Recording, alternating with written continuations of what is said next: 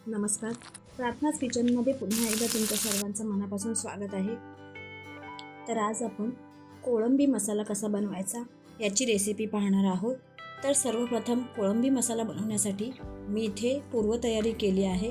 तर मी इथे 2 मीडियम साईजचे कांदे चिरून घेतलेले आहेत.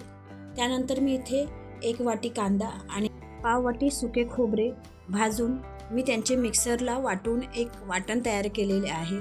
त्यानंतर मी इथे घेतलेले आहे 1 चमचा तिखट, 1 चमचा धना पावडर, 1 चमचा गरम मसाला, अर्धा चमचा हळद आणि 1 चमचा काश्मीरी चिली पावडर. त्यानंतर मी इथे घेतलेली आहे 2 चमचे आलं लसूण पेस्ट. त्यानंतर मी इथे पुदिना, कोथिंबीर आणि मिरची हे वाटण इथे घेतलेले आहे. त्यानंतर मी इथे चवीनुसार मीठ घेतलेले आहे. त्याचबरोबर मी इथे कोकम घेतलेले आहेत. गरम पाण्यात मी हे कोकम भिजवून घेतलेले आहेत. त्याचबरोबर मी इथे तेलाचा सुद्धा वापर करणार आहे, जे मी इथे दाखवलेले नाही आहे. तर सर्वप्रथम आपण जी कोळंबी आहे ती बघा इथे मी साफ करून घेतलेली आहे. त्याचबरोबर जो मधला दोरा असतो तो सुद्धा मी इथे काढून घेतलेला आहे आणि कोळंबी जी आहे ती मी इथे स्वच्छ धुवून घेतलेली आहे. तर आता आपण सर्वप्रथम ही कोळंबी आहे ती इथे मॅरिनेट करून घेणार आहोत. तर कोळंबी मॅरिनेट करण्यासाठी मी इथे घेतलेले आहे अर्धा चमचा हळद, चवीनुसार मीठ आणि पाव लिंबाचा रस मी इथे पिळून घेतलेला आहे. आता आपण हे सर्व मिश्रण इथे ह्या कोळंबीला लावून घेणार आहोत. आता ही मॅरिनेट केलेली कोळंबी आपण 10 मिनिटासाठी झाकण ठेवून साईडला ठेवूयात. तोपर्यंत आपण इथे फोडणीची तयारी करूयात. फोडणीसाठी मी एका कढईमध्ये 2 मोठे चमचे तेल घेतलेले आहे. तेल गरम झाल्यावरती आपण ह्यामध्ये फोडणीसाठी बारीक कांदा जो चिरून ठेवलेला आहे तो घालून घेऊयात.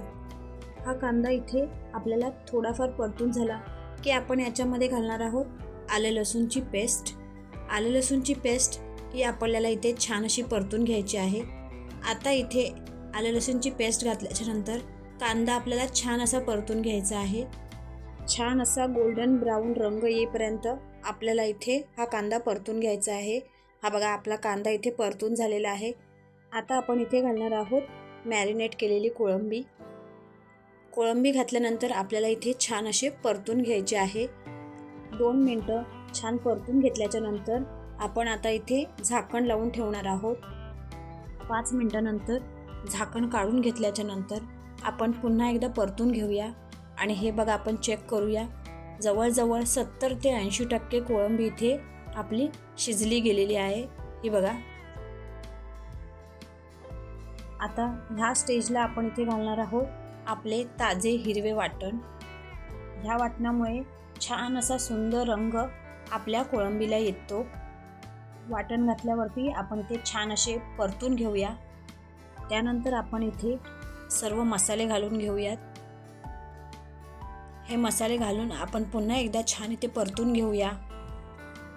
2 मिनटं छान असे मसाले परतून झाल्याच्या नंतर आपण इथे घालणार आहोत भाजलेल्या कांदा आणि खोबऱ्याचे वाटण. आता पुन्हा एकदा आपल्याला इथे छान असे हे मिक्स करून घ्यायचे आहे. जेवढे तुम्ही हे तेलामध्ये इथे परतून घ्याल ना तेवढाच कोळंबी मसाला हा चवीला छान लागतो, कारण की त्याच्यामध्ये सर्व मसाले मुरले जातात. त्यानंतर मी याच्यामध्ये कोकम जे आपण भिजवून ठेवले होते ते घालून घेतलेले आहे आणि पुन्हा एकदा छान असे मिक्स करून घेतलेले आहे. तर ह्या स्टेजवरती आता आपण घालणार आहोत इथे गरम पाणी. मी इथे 2 कप गरम पाणी इथे घातलेले आहे. छान उकळ काढून आपल्याला हे पाणी इथे घालायचे आहे. जर तुम्हाला ग्रेव्ही ही पातळ पाहिजे असेल तर तुम्ही 1 कप इथे एक्स्ट्रा पाणी टाकले तरी चालेल. पण जर तुम्हाला घट्ट ग्रेव्ही पाहिजे असेल तर 2 कप पाणी इथे पुरेसे आहे. पाणी घातल्यानंतर आपल्याला इथे छान असे ढवळून घ्यायचे आहे आणि इथे मी आता टाकणार आहे चवीनुसार मीठ. मॅरिनेशन करताना आपण ऑलरेडी मीठ टाकले होते, त्याच्यामुळे तुम्हाला इथे बेतानेच मीठ टाकायचे आहे. कांद्यामध्ये आपण जेव्हा कोळंबी परतली तेव्हा ती 70 ते 80% शिजली गेली होती. आता इथे तुम्हाला फक्त एक छान अशी उकळ काढून घ्यायची आहे आणि मंद आचेवरती 5 मिनटं शिजवून घ्यायची आहे. 5 मिनटानंतर हे पहा आपले कोळंबी मसाला इथे तयार झालेला आहे. तुम्हाला माझी रेसिपी कशी वाटली हे मला कमेंट बॉक्समध्ये नक्की कळवा आणि माझ्या चॅनलला लाईक, शेअर आणि सबस्क्राईब करायला विसरू नका, जेणेकरून असेच नवनवीन व्हिडिओ मला तुमच्यापर्यंत पोहोचवता येतील. व्हिडिओ पूर्ण पाहिल्यास तुमच्या सर्वांचे मनापासून आभार.